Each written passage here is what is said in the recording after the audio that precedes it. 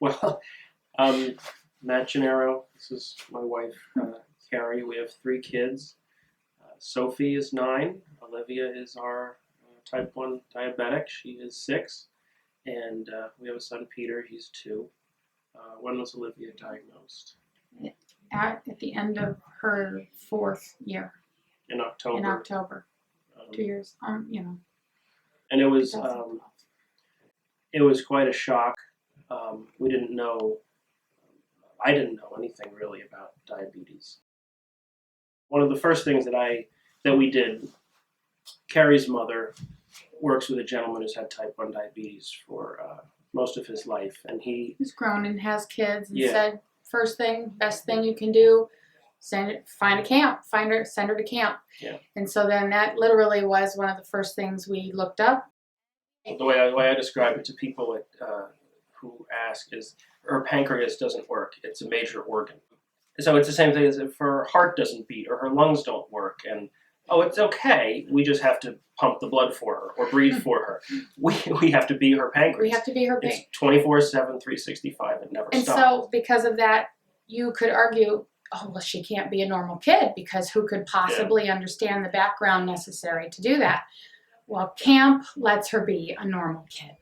Yeah. Camp lets her be a normal kid. She can be here. She can be under the supervision of nurses and doctors and older kids who are counselors who have had this since they were her age, most generally, and they know it. I'm very little background information other than the little specific intricacies that are Olivia's diabetes. We can explain what her diabetes is like, but we don't have to explain the rest. Everybody here, she's like everyone else. We're different, and it's just easy for her to be bright and happy and alive and at ease and really actually feel like she's doing everything that everyone else is.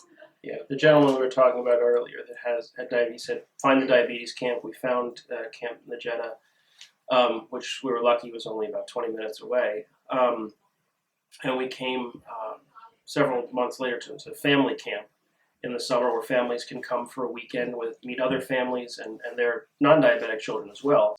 And you all interact and you have sessions. You learn so much what you're doing right, parents. What you might be wanting to do a little differently. This camp is a place where not only the children see that they're not alone. Here, they're like everyone else. Everyone has diabetes here. The counselors, well, some of the nurses don't obviously, but almost everyone here does.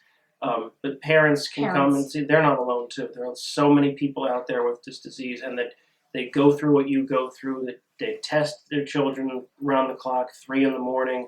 There's highs, there's lows, both emotionally and in terms of blood sugar. It takes, someone with diabetes, it takes extraordinary effort to do ordinary things. There's nothing she can't do. There's no place she can't go. There's nothing she can't eat. She just has to plan for it, take the proper amount of insulin, be conscious of how she feels and what she needs to do. And for those of us without diabetes, we can't truly understand what that's like, and we can help her and support her. At camp here, everybody knows what that's like. That's what life is for these extraordinary people who are here, and that's why it's such a wonderful place for her to be. So, here at camp we have the parent resources during family camp where we can kind of relate, but then you just can't help but notice all of the examples of what Olivia can become in the future. And all of the counselors, they're just, every single one is so amazing, right? When your child's diagnosed, Olivia was only 4. Mm-hmm. You can't hardly project. You don't know what's her life going to be like, how's she going to turn out, and you come here to camp and you see these amazing counselors who have had diabetes for 15 years. They're in their early 20s or in their late teens. They've had it for so long. They're so happy. Yeah, and they've come here to this camp for 13, 14, 15 years. They're so well adjusted. They're so responsible. They're just such incredible people. And you say, that's what my kid is going to be like. And it's going to be okay. And with all of them, too, their lives are not diabetes. And that's the hope, too, in the back of our mind.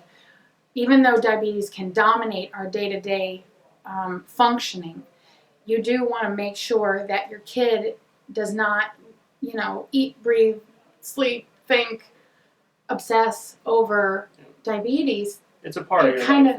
It's not. It's not. And the counselors, it's totally not. They're amazing individuals who happen to be experts on type 1 diabetes. And so for that, for that fact, like Livy couldn't be anywhere safer at camp here.